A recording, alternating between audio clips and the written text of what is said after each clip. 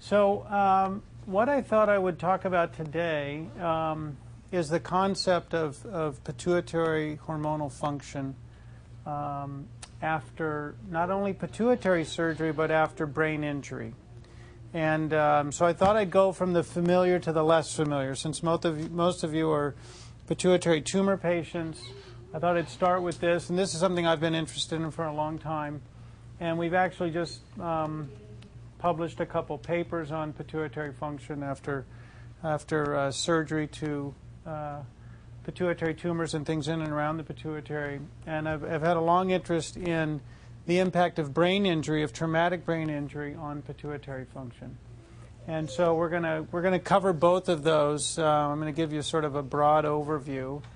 And as usual, if you have any questions, if things aren't clear, you can interrupt me, ask questions, and we'll go from there. Okay?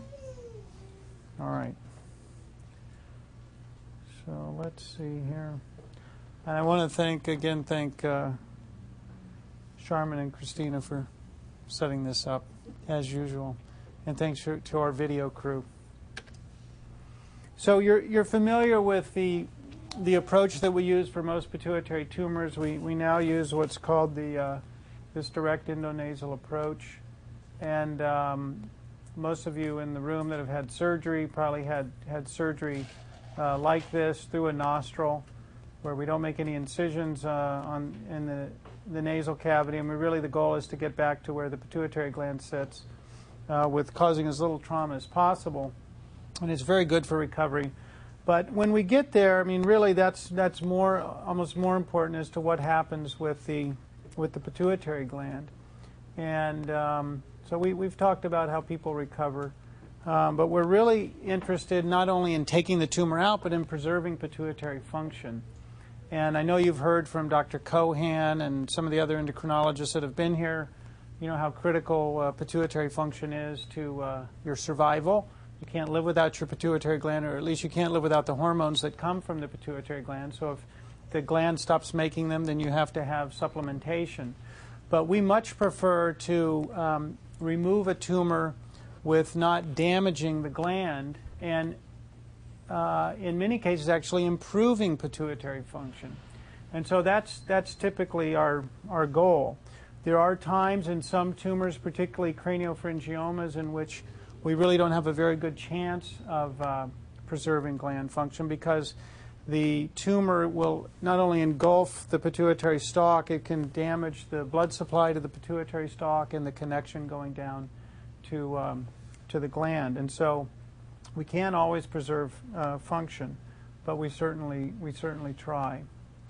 And so we have this concept of the compromised pituitary gland. This is a patient. These are 3 different patients here with 3 different sized tumors. This slide many of you may have seen before, but these are MRIs. We're looking straight on at the patient here. And you're familiar with where the pituitary gland sits. It sits between the carotid arteries here. And the pituitary stalk should come down nice and straight. And it enhances after gadolinium, once we give that contrast-enhancing agent, the injection that you get with your MRI. So here you see a little bit of deviation of the stalk off to the left side. And you see this area here, which is an adenoma, somewhat similar to this. This is actually a post-mortem pituitary gland in a person who died with a pituitary tumor that may not have been causing any problems. We don't know. But you can see this sort of deviation, how the gland is compressed. Fairly similar to what we're seeing in this living patient here. When the tumors get bigger, the gland becomes a little bit more compressed. Here it is here. And the tumor is growing up and pushing on the optic chiasm there. And then you can have even these even larger tumors here. This tumor is well over 3 centimeters, and it's really compressing the normal pituitary gland. But actually, this is still a functional gland, and this is still worth saving and trying to save. And so not only do we want to get the tumor out, but we want to try and protect the gland. So we wondered, we started looking at this, and this is not a new concept, but with the endonasal surgery that we do, how often does new pituitary failure occur? How often does recovery occur? Which axes are more likely to recover, and why? And so I'm going to show you a picture here. Let me just stop this for 1 second here. So this is a patient, just to show you how we deal with the gland at the time of surgery. This is a patient who developed a large tumor with visual loss and headaches. And you can see the gland is up here. It doesn't even show up very well. It's very thinned out. And in fact, some of the gland is actually draped over the front of the tumor, as you'll see when we get in for the surgery here. So this is going down the nostril. This is actually a picture with an endoscope after we removed the bone over the back of the nasal cavity. And this is the dura before we've opened it here. So we're looking right here from this trajectory here. So one of the first things we do when we open the dura is we want to try and identify the gland. And sometimes, and this was an open MRI, so there wasn't a lot of detail as usual with a better MRI. But so we're opening the dura here under the microscope, and you can see how much pressure it's under. It wants to come out, and it's pushing on the gland too. So we're opening this up and peeling the dura away from the gland and the tumor, and then rolling the dura up. And what we see here, this is normal gland right here. And you see how pale it is? It's very pale. It's not very happy looking. And this is all tumor underneath. So that's all functional gland, potentially, if we don't damage it taking the tumor out. Unfortunately, most of the tumors are pretty soft. And you can see here I'm making sweeps with these, what we call ring curettes, and taking the tumor out. And now, with most of the tumors out, the gland is very hyperemic, meaning it's very red. It's really sort of engorged with blood now. And it looks much, much healthier. And that's what we like to see at the end of the surgery, is a nice, healthy gland like that. That's the diaphragma sella. That's where there's really no gland. That's the thinned out separation between the gland and where the brain is. So that's how it looks at the end of the case. This is looking with an endoscope here. And this is the scan the patient got right after surgery, showing that the tumor's gone and the gland is now way over towards the left side of the sella. Any questions so far? So now this is a patient with a Rathke's cleft cyst, and some of you may have had one of these. These are they're really not tumors per se. They're cysts. They're a cyst that form between the anterior and the posterior lobes of the pituitary gland. They're considered somewhat developmental anomalies. We see them in a lot of patients as an incidental finding, meaning they happen to get a scan maybe for some other reason. We see a small collection of fluid. And for the smaller ones, we don't do anything about them. But for the bigger ones, such as this, where they're putting a lot of pressure on the gland, we take them out. And to get to them, you can see if we're coming from the nose, we actually have to make an incision through the normal pituitary gland. And because the blood supply, the majority of the blood supply to the gland comes down the pituitary stalk, we make an incision in the vertical plane. So we're going to incise the gland right here like this. And this is the gland here, again, looking very pale once the dura is open. And then it looks a little better when we're done. So this is making that incision in the gland. And you're going to see the fluid come out. It almost looks like pus. It looks like an infection. But in fact, it's not. It's just what this fluid happens to look like. And these are not very hard to remove because they tend to come out on their own.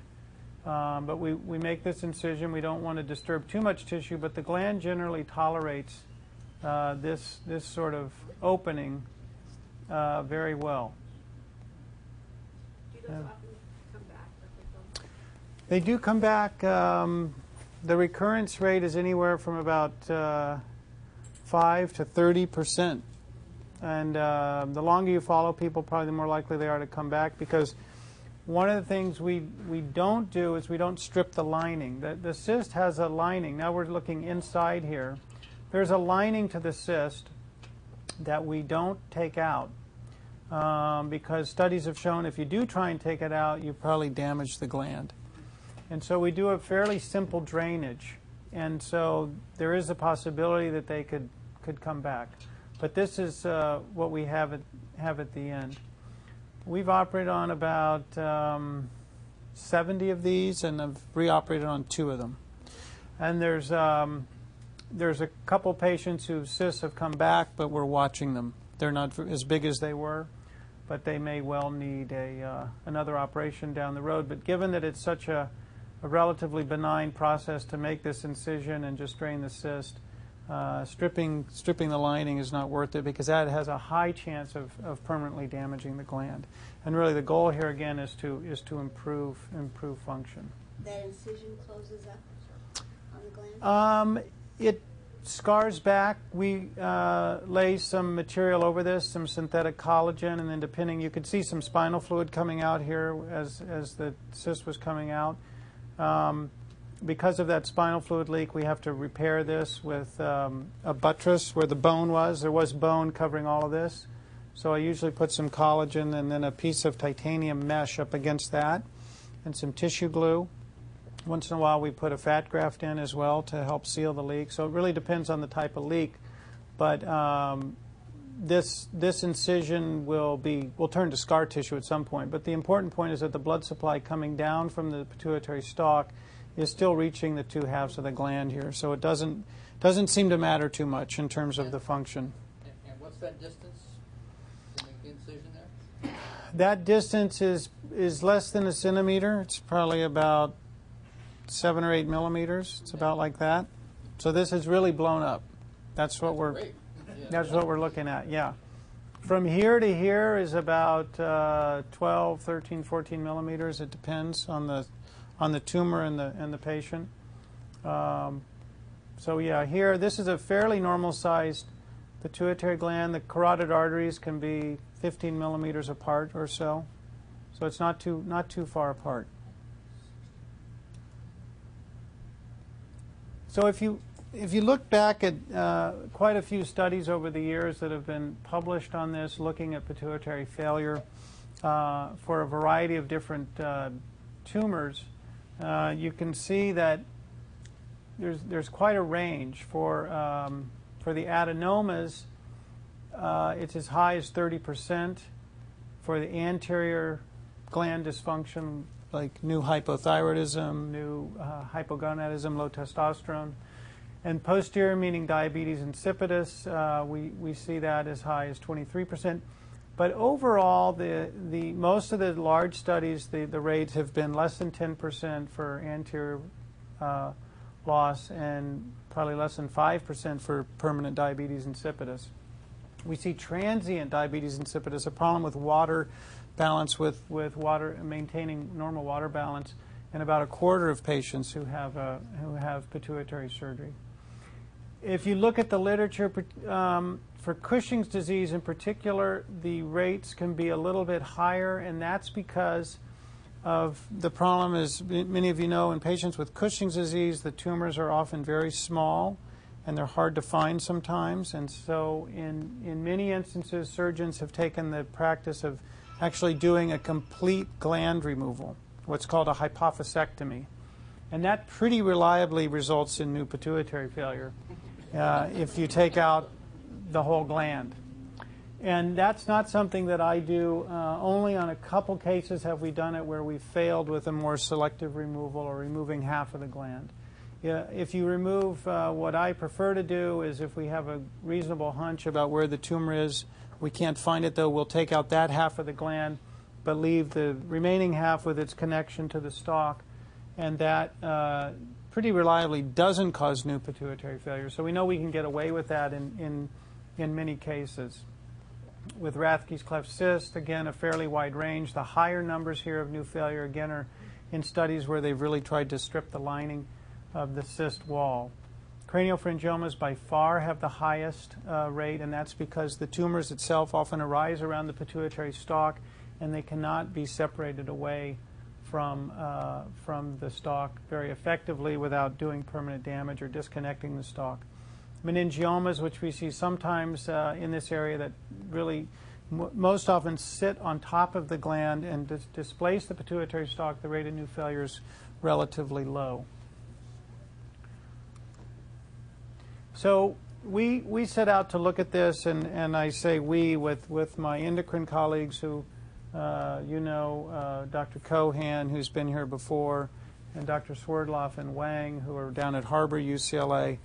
And we started looking at this in our database, and we defined we defined hormonal function in pretty standard ways, but we looked at all the various axes, the adrenal axis, the thyroid, the gonadal, the somatotroph, which is really the growth hormone axis, and the lactotroph, which relates to prolactin, and whether or not the high prolactin resolved in patients with what's called stalk effect, where the distortion of the pituitary stalk can lead to high prolactin even if you don't have a prolactin-secreting tumor. And in most cases, it turns out that resolves in over 70% of cases, which is what we showed in our study and what other people have shown as well.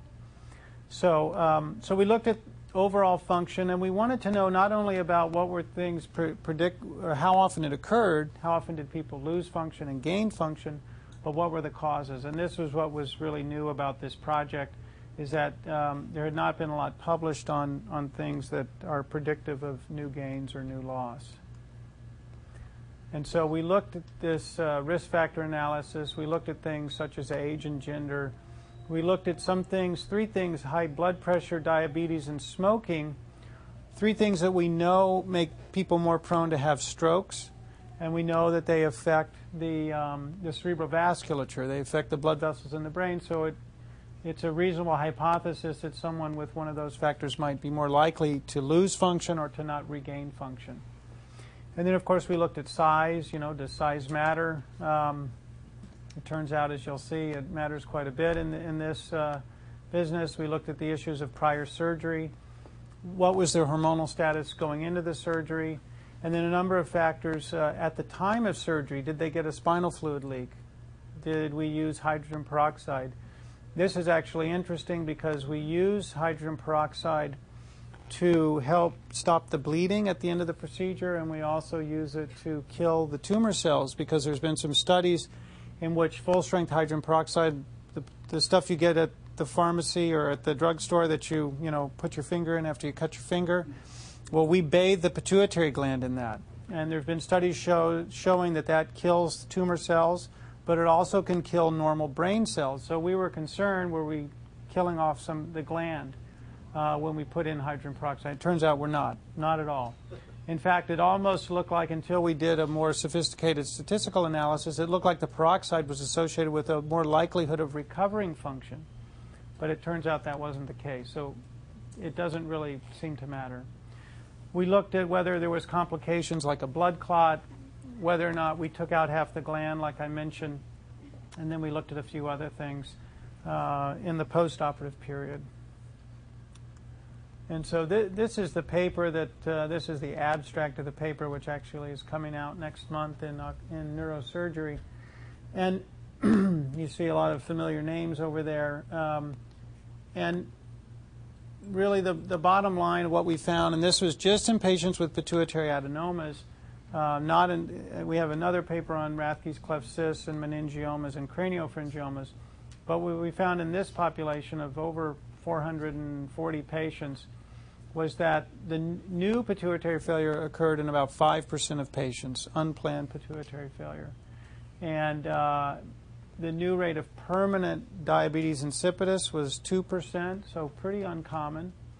And overall, almost 50%, 49% had an improvement in their function. So either their hyperprolactinemia went away, or they regained other axes that they had lost going into surgery. So certainly in many more instances than not, the surgery actually helped the pituitary function. And then we looked at these risk factors, and what we found was that by far size was the most important factor. We looked at various gradations for microadenomas and macroadenomas, 1 centimeter or greater than 1 centimeter. And when we broke it up into different groups of tumors that were less than 2 centimeters, tumors that were 2 to 3 centimeters, and tumors that were over 3 centimeters, there's a very significant trend of your likelihood of losing function. So let me show you a little bit of that data here. So if we took just the endocrine inactive tumors, and these are a sort of a consistent group, there's not other hormonal issues with these patients, other than that many of them, these are not hypersecreting tumors. It's just simply a tumor that's getting big. Most of these are macroadenomas. And so if we broke it up into these three groups, less than 2 centimeters, 2 to 3, and greater than 3, or 3 and greater, pretty even number of patients in each groups.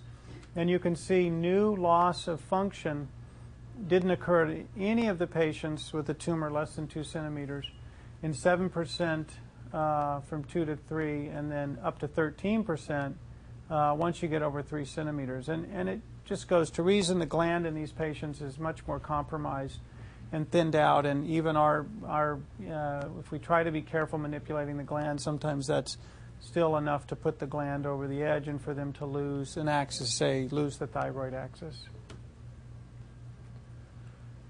But in many cases, we did have recovery of function. So so even in those tumors of over 3 centimeters, the majority of those patients had no change or an improvement in their function. So here's an example. It's a pretty large macroadenoma in a man with visual loss and low testosterone hypogonadism.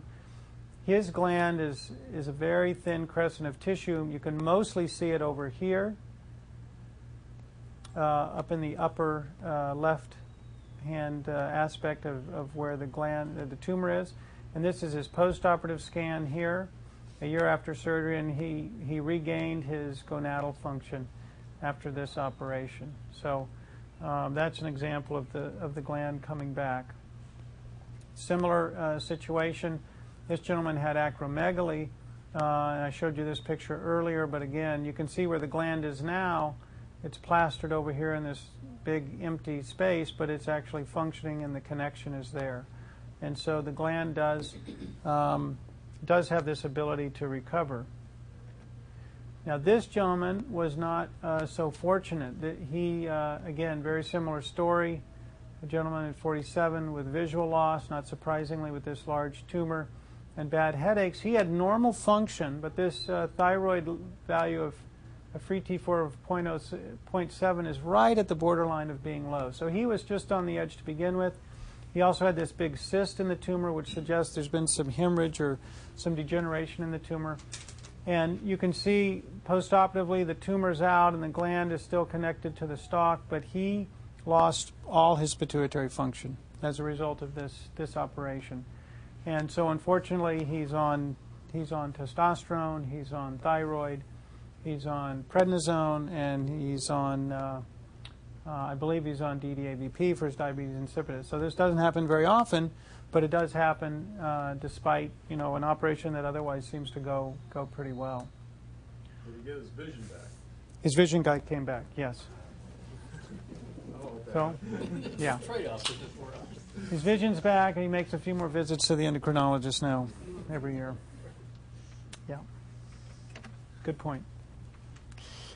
And then finally, we looked at all these different factors related to recovery of function. And the results were actually interesting, and no one had ever really looked at this in terms of recovery as we did. And we did what's called a multivariate analysis. So we had a statistician. This is not a test that I do, but we had a statistician who helped us look at all the various parameters to see what really matters in these patients. And in this subset of 209 patients overall that actually had some recovery, we looked at gender and hypertension. We looked at all these things, and what came out was younger age, so that if you are, and actually that data isn't even shown on this slide here, but the break point was, I think, around 40 or so. Patients younger than 40 had a significantly higher chance of gaining function than did those that were older. And then if you had an intraoperative spinal fluid leak, and that happens on about 50% of the time in my hands, and it probably relates to the manipulation that we do to the gland It reflects some disruption of this separation, the diaphragma sella. And for whatever reason, that seems to reflect a greater degree of manipulation. And if you have that, you're less likely to have recovery of function.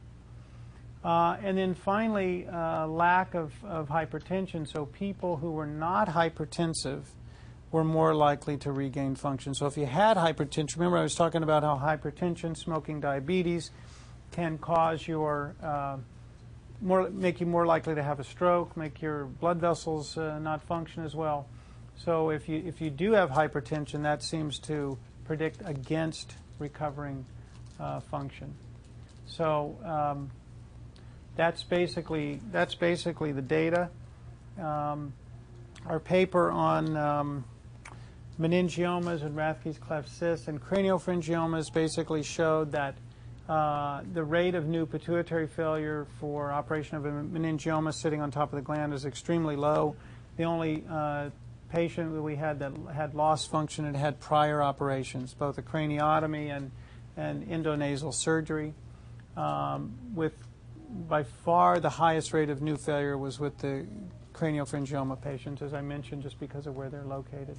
And the Rathke's cleft cyst patients, very low rate of new pituitary failure. So these are the conclusions of the paper, as I already mentioned them.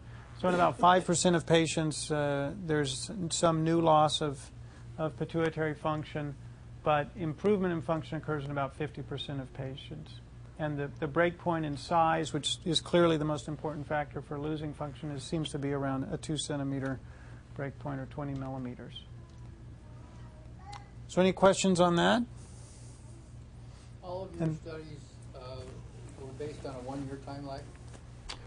No, the follow-up for these patients really varied. But for this particular paper, they had to have at least 3 months of follow-up. But most of them were followed up more than that, a year, 2 years, 5 years. Our database goes back now almost 10 years. So we have some pretty long follow-up.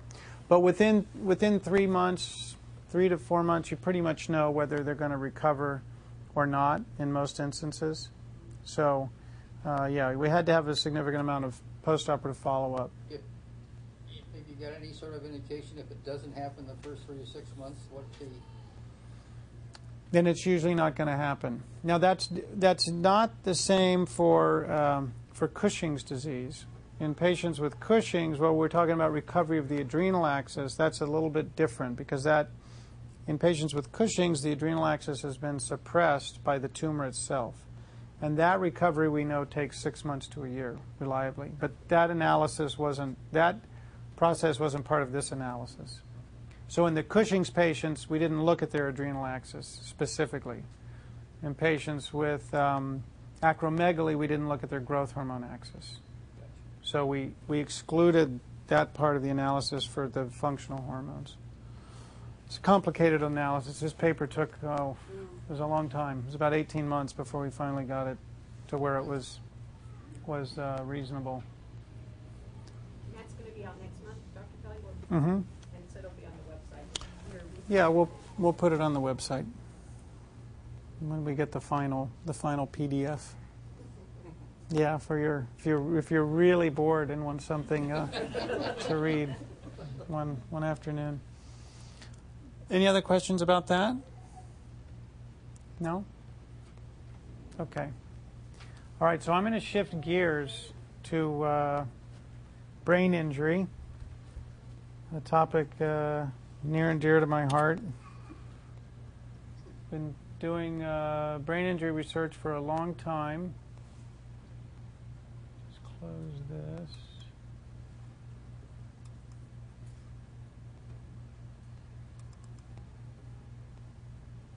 Okay.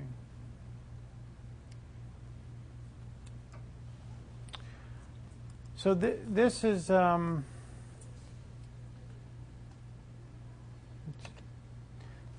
actually a topic that I got interested in, 12 or 13 years ago. When I first came to Los Angeles, I was at Harbor UCLA, and I had an interest in head injury and done a lot of head injury research over the years at UCLA and at Harbor UCLA. And I started working with Ron Swerdloff and Christina Wang, who are the endocrinologists down at Harbor UCLA, and we started our pituitary clinic down there. And we also started this project on the idea of pituitary failure after TBI, which stands for traumatic brain injury, basically head injury. And I got interested in it because I kept hearing from the endocrinologist all the symptoms associated with hormonal failure, particularly things like growth hormone deficiency and low testosterone. And a lot of those complaints sounded very similar to the head injury patients that we see. You know, people after a bad brain injury complain of fatigue, depression, anxiety, they don't sleep well. There's a lot of things that, you know, they may have seemingly recovered from their head injury, but they're never quite the same. And so the question arose, well, could some of those changes be related to untreated pituitary failure? Because the gland is hanging down off the brain, it's potentially vulnerable. And so we started looking at this, and it turns out, of course, there's nothing really new under the sun, that this has been looked at over the years, but it had never really been studied very carefully. There were literally hundreds of case reports in the literature, but there were really no studies looking at how often does it occur, why does it occur, and what do you do about it, and what's the impact of treatment. And so we started this study down there and expanded it to UCLA, and ultimately had an NIH-funded, National Institute of Health-funded grant to study this for 5 years. And so I'm going to talk about that from the standpoint of how this study went and what we discovered along the way. So there are lots of people involved in this study, a number of whom I mentioned, including Dr. Cohan. But Dr. Cohan, Swerdloff, and Wang were the ones that were most involved with this. And so our basic hypothesis that we were trying to prove or disprove was that many head injury patients or victims suffer from unrecognized pituitary failure that acutely and chronically compounds the initial brain injury and can potentially limit the recovery. And just to give you some facts about head injury, if you don't know, it's really sort of the silent epidemic. There's about 500,000 head injury admissions every year in this country, of people coming into the hospital because of a bad head injury. If you think about brain tumors, there's probably 20 or 30,000 people a year diagnosed with a primary brain tumor, okay, like a pituitary tumor or meningioma. So head injury dwarfs the number of patients with primary brain tumors. There's about 100,000 patients require a craniotomy to remove a blood clot from the brain or repair a skull fracture. And there's around 75 or 80,000 head injury-related deaths every year. And unfortunately, the majority of people are younger people. So it does tend to be a disease of the younger population, although there's a second spike in the elderly population as well. And the number of head injury survivors is enormous. You can see the number there, 2.5 to 6.5 million people out there who've had a head injury. And of course the cost for taking care of these patients is really quite astounding as well. So we were looking specifically at this issue of how does a brain injury like this is a patient, this is a CAT scan of a patient, all this white is blood over the surface of the brain. This is obviously the bone here, but this lighter white is blood. This is called a subdural hematoma. It's a pretty common type of brain injury that we see. And you can see the shift of the brain from the hematoma. And so the question is, how does such an injury like this affect the pituitary stalk and the pituitary gland itself? And ultimately, how does it affect pituitary function? And we were specifically interested in looking at all of the hormonal axes, the growth hormone axis, the gonadal axis, testosterone, estrogen, looking at the stress hormone, ACTH and cortisol, and thyroid function, as well as diabetes insipidus, which is the posterior pituitary gland. So So we're interested in looking at all of that. And if you think about the way the gland and the pituitary stalk are arranged, it's a potentially very vulnerable area of the nervous system. You can have direct trauma to the stalk or the gland, and then you can have a variety of what we call vascular insults, things related to blood flow. So if we know that with a lot of head injuries, there's swelling of the brain and raised intracranial pressure. That's what ICP is. And that could compromise the flow going down to the gland. You can get spasm of these blood vessels. And then you can also get low blood pressure or hypoxia, which is decreased oxygen. If someone's knocked unconscious and they're not breathing well, they can have a sort of a stroke to the pituitary gland. And so it was thought that some of these factors were likely involved.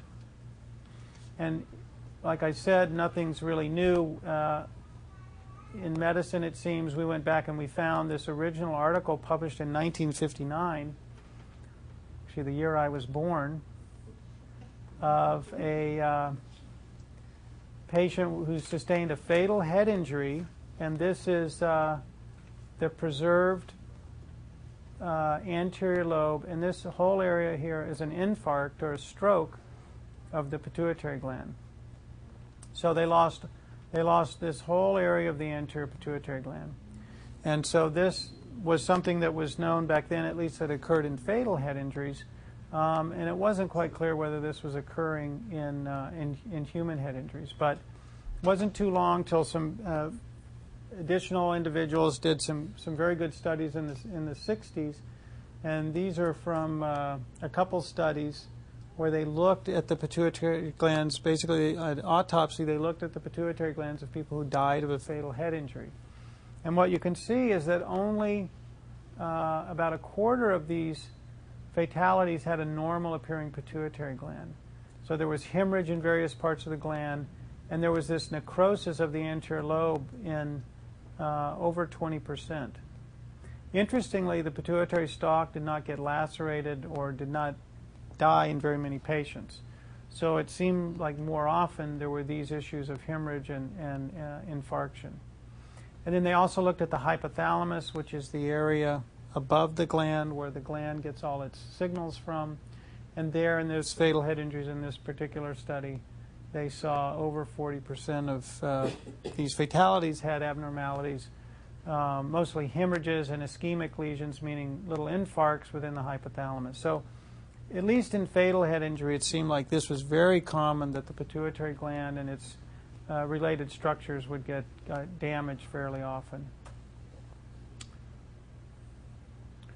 So we set up this study to look at the effects both acutely and chronically, meaning 6 months to a year after what we call moderate and severe head injury. Those are pretty bad head injuries. Most of the patients are in coma, that is, they're not following commands. Most of them have a breathing tube in place. And this is just showing the various types of injuries we get. Blood clot over the surface of the brain. Here's one that's layered right on the brain here, and then bleeding into the brain, what we call a cerebral contusion or an intracerebral hematoma. So there's a whole variety of different types of injuries that people can sustain. And so we were looking at these factors as well. One of the first things we did was we looked at the effect of brain injury on the stress response and adrenal function. And we looked at these in patients when they're in the intensive care unit, they're intubated, meaning they have a breathing tube in place, and we looked at their cortisol levels and their ACTH levels to see what was the pituitary gland doing. And the bottom line is, in this study, we found that half the patients had low cortisol and ACTH. So they 50% met the criteria for adrenal insufficiency. And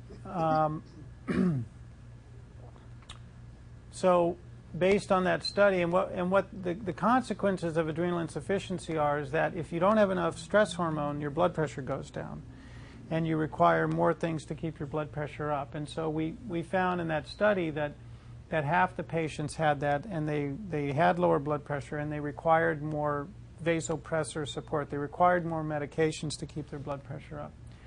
And so from this study, we made the following recommendations that depending upon what the level is, either patients should be treated or they should be carefully monitored. And we ended up doing a randomized trial of hydrocortisone, which is an intravenous steroid that we give patients in the ICU. And that study is completed, but I still don't know the results because we're still analyzing the data. We've just starting to unblind the data. And basically what we did in this trial was we took about 60 patients. Half of them got hydrocortisone for 4 days. Half of them got placebo for 4 days. And we looked at what their blood pressure was over that time, and we looked at how much medication support they required. And I don't know what the results are yet. So maybe in one of our next meetings I'll tell you what the results are. But we're anxious to see what the results of that are. But nonetheless, this does happen quite often and probably needs to be carefully monitored acutely. So let's move on to the chronic phase. So what's important to understand about patients with head injury, if you have a moderate or severe head injury, most people don't fully recover for 6 months to a year. After about a year, you tend to plateau. So those patients are going to be about as good as they're going to get in terms of their neurological functioning, their psychological functioning, etc. And we published this original study back in 2000 with just 22 patients. And subsequently, there have been a whole bunch of publications looking in a prospective fashion, looking at how often does pituitary failure occur in this period where patients essentially have recovered from their brain injury. And presumably the brain is about as good as it's going to get. So these patients were all at least 6 months out from their injury. And what you see, and this is now in over 600 patients, and there's studies in Europe, studies in the U.S., studies from all over the world now looking at this, and everyone is finding approximately the same thing. But if you look at the numbers overall, about 40% of head injury patients are going to have some sort of pituitary injury after their head injury. And by far the two most common are the growth hormone axis and the gonadal axis. And it seems that these two axes are the most vulnerable. And this has been shown not only in head injury, but in other things such as surgery and the impact of radiation on the pituitary gland. Kelly, have you ever seen in a head injury patient where actually the growth hormone went up? Like Well, too high? acutely it goes up in a lot of patients. The levels go up, sort of for whatever reason, we're not sure why that is, but the levels actually go up. But the somatotrophs, the cells that make growth hormone in the pituitary gland, are in an area where the gland seems to have its most tenuous blood supply, and as well as the gonadotrophs, the cells that make LH and FSH, which either stimulate the production of testosterone or estrogen. So the rates of new failure for these two are significantly higher than for thyroid or adrenal, which tend to be more resilient. And diabetes insipidus, permanent diabetes insipidus, is even more rare, only occurring in about 1 to 2% of these head injuries. But so you still have got a lot of patients who are developing some sort of deficiency. And the important thing is that until these studies were being done, there was not a lot of attention paid to this. This was not something that neurologists or rehabilitation doctors or neurosurgeons were really paying much attention to. That, part of the reason this person may not be functioning well is not just because he got his head whacked, it's because his pituitary gland got whacked as well, and the gland is not functioning normally. And so it's important because these deficiencies, which very much impact your quality of life and your day-to-day functioning, if you replace them, the patients will, in almost all instances, will do better. So it's a very treatable part of the brain injury if it's diagnosed, and the problem is that over many years that these things haven't been thought of. So from our study, we had 70 patients who we had long-term follow-up, and we found major deficiencies in 21% and minor deficiencies in 29%. And again, if you combine the major and minor, it's a little over 40%. So it's pretty common. These major deficiencies are things we would say that it would be standard to replace. That is, an endocrinologist would want to treat that.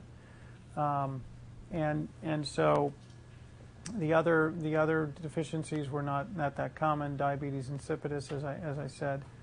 One of the things we're not really sure of what to make of these minor deficiencies. We really don't know, are these significant? Because we did a fairly sophisticated testing of the gland. The patients get what's called stimulation testing of the gland. So there are some things that are not necessarily treatable, but they're abnormal. And whether or not that relates to how they're functioning, we're not sure. In terms of what's predictive of losing function, well, the findings on the CAT scan seem to be the most predictive, and the worse the injury on CT scan, the more predictive, more likely we're to lose function. That's not too surprising. As I mentioned, a lot of the complaints that people have after head injury are related to these neurobehavioral problems like memory, concentration, depression, fatigue. And these, in some ways, are very similar to growth hormone deficiency. Some of the complaints that people get with growth hormone deficiency, as well as low testosterone and even low estrogen in women. So, again, we wondered were these findings that we're seeing in these head injury patients related to untreated hormonal treatments. And so we looked at this specifically in a group of patients who were growth hormone deficient after their head injury. And I won't go into all these numbers here, but suffice to say we had 8 patients out of 44, 18%, who were growth hormone deficient. And when we looked at how they were doing at 6 to 9 months after injury, they were all depressed versus 47% of those who didn't have growth hormone deficiency being depressed. And they had more neurobehavioral deficits, not quite statistically significant. And they had poor quality of life based on some standard surveys that are done: physical and general health, energy and fatigue, emotional well-being, and pain. And so it does seem that these problems are related to how the individual is doing. And again, it's very treatable with growth hormone therapy. So from our study and many other studies that have been similar to ours, it seems like these hormonal deficiencies occur in probably around a third of these patients. The growth hormone and the gonadal axis are the most vulnerable, and it seems to be most often in these patients with more severe brain injuries. And so it should be really standard of care that these patients have hormonal testing beginning no later than 6 months after their injury. And replacement is probably the way to go, obviously. And certainly growth hormone may be helpful for some of these problems. And there are some trials going on. We had a trial going, but essentially we ran out of money and we ran out of funding and we had to stop the trial, so it will not be completed. Just the last point I want to bring up is the idea of, well, we know that moderate and severe head injury can cause pituitary failure. Well, what about recurrent concussion? For instance, in boxing, football, and hockey. And actually someone has looked at this, and not too surprisingly, in a group of boxers, growth hormone deficiency was seen in almost half of them, 5 out of the 11. And the more fights they had and the longer they were in the business, the more likely they were to have growth hormone deficiency. And so this is an important concept, and it potentially relates to professional football. This is a study done by a group at University of North Carolina, and they looked at over 2,500 retired NFL football players. And you've heard a lot about the NFL players, retired NFL players, about how they're not doing well in the retirement years, many of them. There have been some suicides, there's a lot of depression, there's a lot of problems with their quality of life. And so in this study, you can see that they looked at a number a number of people, their average age was around 50. They'd played an average of 7 years. 11% had reported clinical depression.